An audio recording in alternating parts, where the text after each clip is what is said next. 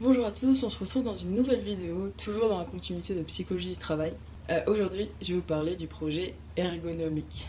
Alors, qu'est-ce que c'est le projet ergonomique? Le contexte de ce projet, déjà, c'est qu'il a vu le jour au XXe siècle. Pourquoi? Parce que y avait un excès de confiance en l'OST, donc l'Organisation Scientifique du Travail. Parce que du coup, comme je vous ai dit avant, ils ont commencé à remarquer qu'il y avait une grosse différence entre le travail réel et le travail prescrit. Donc, le fait d'ignorer en fait ce qu'était le travail réel, ça pouvait mettre en grand danger les employés. Il fallait vraiment faire attention parce que le but du coup c'était de garder ses employés, qu'ils ne sont pas en congé maladie, pas blessés, éviter l'absentéisme, les rotations personnelles, etc. Le but de garder ses employés au travail. Donc le projet ergonomie, la solution pour qu'ils restent au travail, pour qu'on fasse bien attention à eux et qu'on les laisse, qu'ils soient en sécurité dans leur petite bulle de cocon de travail et bien sûr qu'ils restent près de leur employeur à travailler. Donc au XXe siècle, on commence à développer l'usage des machines, de nouvelles technologies, de nouvelles techniques et des outils de plus en plus complexes. Donc comme je vous avais déjà dit il y a très très longtemps, la révolution industrielle arrive, les machines à vapeur, le progrès technologique se met en marche.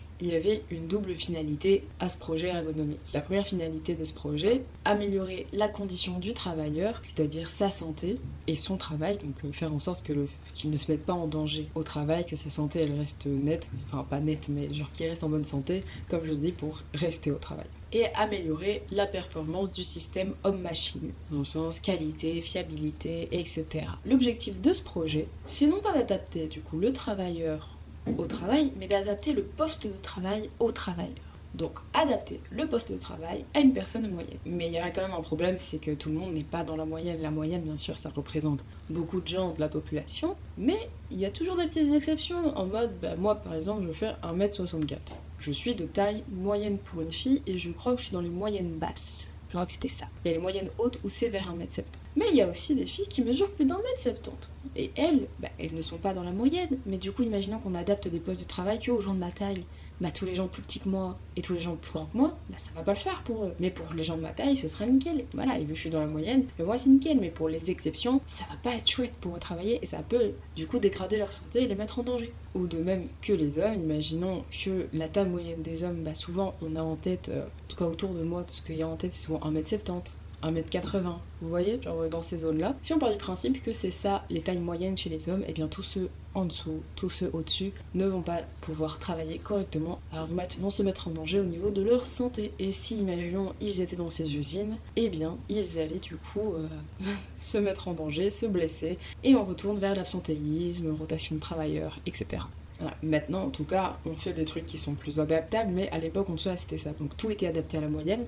Donc pour les gens qui étaient hors de cette moyenne, ça n'allait pas. Pour arriver à tout ça, ils ont fondé une recherche et ou une intervention à caractère pluridisciplinaire, centrée sur l'activité concrète de travail, donc le travail réel. Et du coup, à partir de là, on a pu donner une définition très claire de l'ergonomie. La définition de l'ergonomie qu'on voit en psychologie du travail, c'est une discipline scientifique qui s'occupe de la compréhension des interactions entre les individus et les autres éléments du système. Profession qui applique les théories, les principes, les données et les méthodes pour concevoir dans le but d'optimiser le bien-être des individus et la performance du système dans son ensemble. Les ergonomes, quant à eux, ils contribuent à la conception et à l'évaluation des tâches, des produits, des conditions de travail du système pour le rendre compatible avec les besoins, les capacités, les possibilités et limites des travailleurs. Il y a 3 approches de l'ergonomie. En premier, on a l'ergonomie physique. L'ergonomie physique, elle s'occupe des interactions entre les caractéristiques anatomiques, anthropométriques,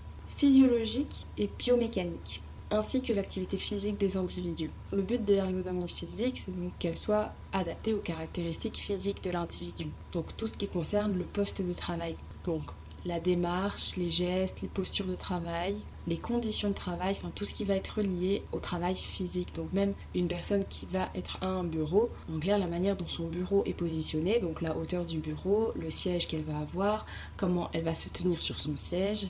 Dans cette ergonomie-là, quand on s'y intéresse, le but ça va être du coup de mettre les travailleurs le plus à l'aise possible et pour leur santé qu'ils soient bien. Parce que par exemple, sur une chaise, on peut être très à l'aise, très allongé, mais c'est pas la meilleure position pour travailler, vous voyez. Donc par exemple, fournir un bon siège de bureau et un bureau qui est une bonne hauteur, ça peut aider les travailleurs qui sont attablés à des bureaux. Et un des exemples qu'on a dans notre société et qui a pu aider pas mal de personnes, ce sont les claviers d'ordinateur ou de téléphone, etc.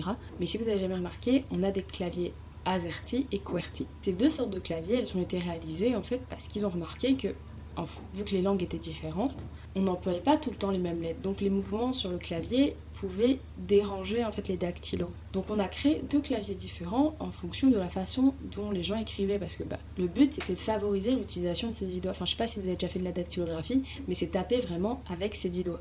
Donc en fonction d'une langue, on n'utilise pas forcément tout le temps les mêmes lettres. Donc le but c'était vraiment de rendre les personnes qui faisaient du dactylo le plus à l'aise possible pour qu'elles ne galèrent pas et qu'elles soient plus productives en même temps. Parce qu'au départ, sur les premiers claviers, les lettres étaient juste placées dans l'ordre alphabétique, en mode A, B, C, D, etc. Mais le problème, c'est que pour écrire, c'était beaucoup trop chiant. En plus, le fait que les claviers, du coup, étaient mal faits au départ, on va dire, ça faisait qu'il y avait beaucoup d'erreurs de frappe, il y a des problèmes musculo-squelettiques, et qu'il y avait des syndromes de canal carpien.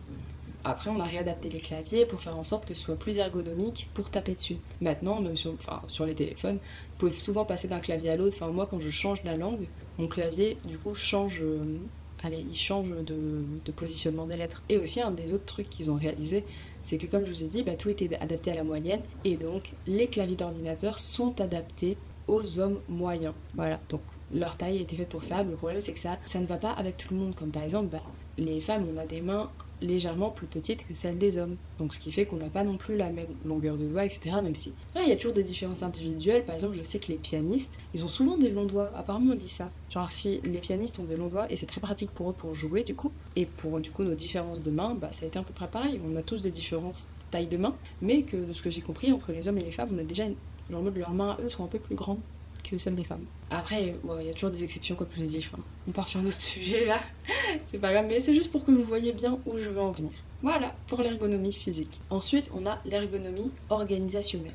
L'ergonomie organisationnelle, elle s'intéresse à l'organisation du travail. Donc plutôt à comment optimiser le système socio-technique qui est mis en place dans le travail. Ce qui inclut du coup les structures, les règlements, les processus d'organisation, en clair, comment tout le travail va s'organiser. Elle intègre des soucis d'organisation dans un souci d'adaptation à l'individu. Par exemple, on avait des questions du style de comment prévenir, comment réguler des objectifs en partie contradictoires pour le travailleur. Dans le sens, comment il pouvait faire pour produire énormément, donc prévenir les dangers, et en même temps récupérer, se reposer. Pour eux, c'était très bizarre de poser toutes ces questions à la fois. En un sens, il fallait penser au fait qu'il fallait énormément produire, qu'il fallait être productif à fond, mais en même temps pas mettre en danger les employeurs, et en même temps leur permettre du temps pour se récupérer, faire de la récupération. Alors oui, penser à tout ça, c'est un peu contradictoire dans le sens, si tu veux produire plus, pas de récupération, et tant pis pour la mise en danger, mais si tu les mets en danger, tu pourras pas produire plus, et ils auront besoin de plus de temps pour se reposer, et s'ils se reposent, tu produis pas plus. Ouais, ça peut être problématique pour certains. Comment réguler les fluctuations dans le travail.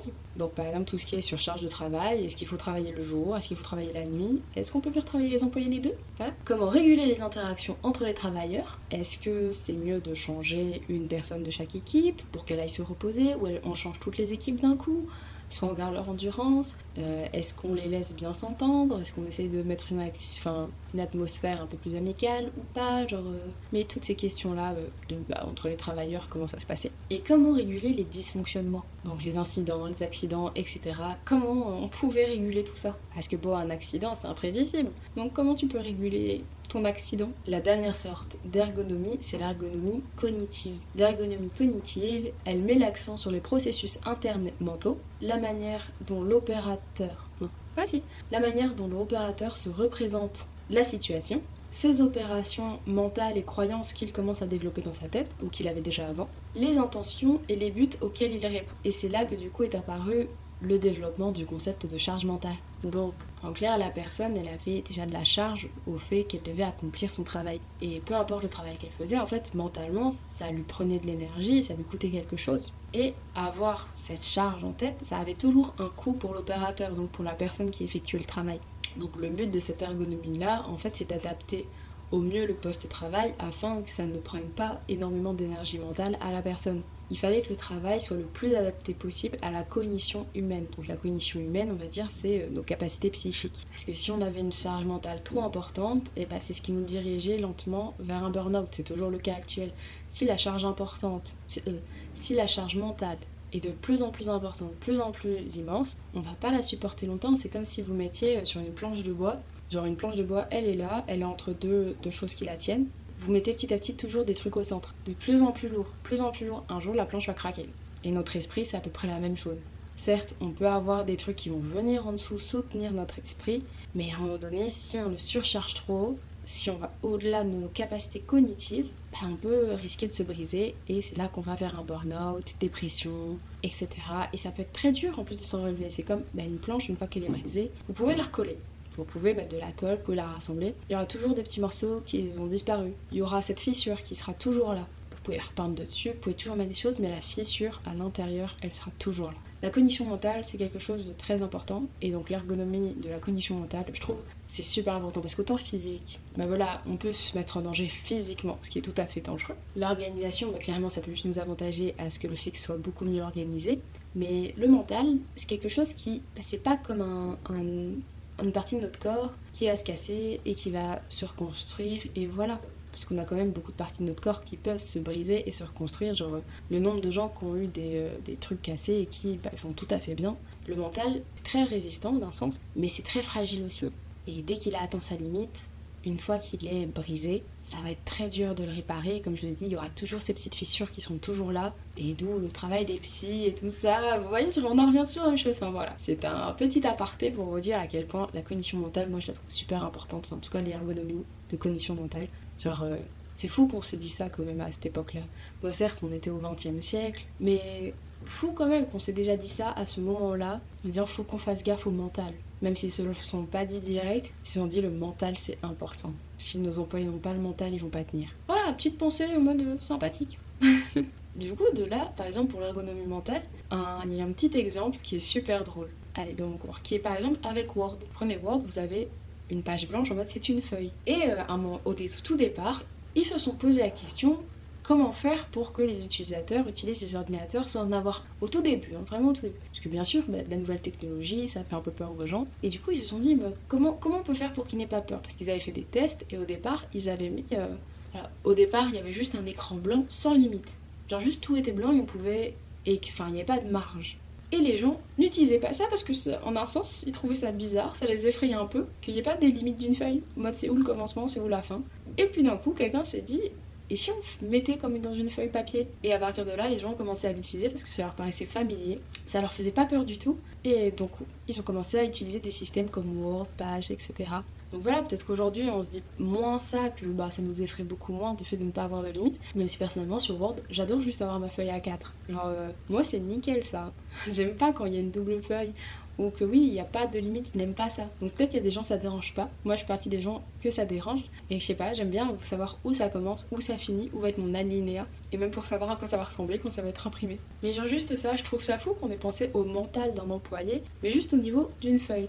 Genre quand il fallait écrire sur l'ordinateur. Voilà. Enfin peut-être qu'aujourd'hui oui ça a changé, peut-être qu'il y a des gens ça dérange pas, mais voilà. Je trouvais cette petite anecdote très drôle. Et voilà pour les sortes d'ergonomie. Je vous ai dit. Mais moi je vais m'arrêter là pour cette vidéo.